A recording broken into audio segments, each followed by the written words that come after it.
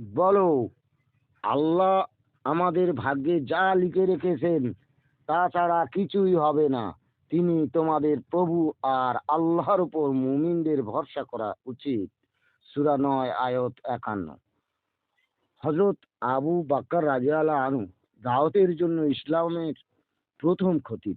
তিনি যখন মানুষজনদের হুজুর সাল্লাল্লাহু আলাইহি ওয়াসাল্লামের পক্ষ হয়ে দ্বীনের ডাক দেন, ফাসেক ও উতবার ভীষণ রাগ হয়। উতবা মুশরিকদের সঙ্গে প্ল্যান করে হযরত আবু বকর ও তার সঙ্গীদের উপর চড়াও হয়। মসজিদুল হারামের বিভিন্ন স্থানে তাদের এমন নির্মমভাবে মারল, অনেকে অচৈতন্য হয়ে যায়। উতবা হযরত আবু বকরের বুকে চড়ে আঘাত করতে থাকে। তারপর পুরু তলা যুক্ত জুতোর আঘাতে জর্জরিত করে অজ্ঞান করে দেয়।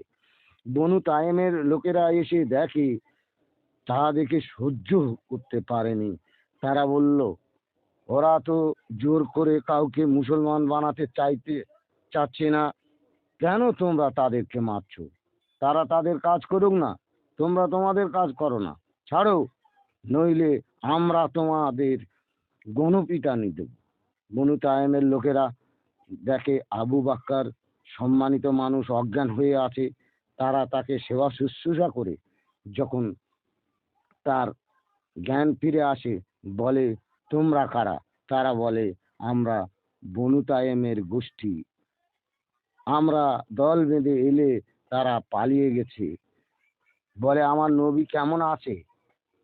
হযরত আবু বকর রাদিয়াল্লাহু আনহু নিজের সমস্ত সম্পদ ও নিজের জীবনের দিকে নজর করেননি।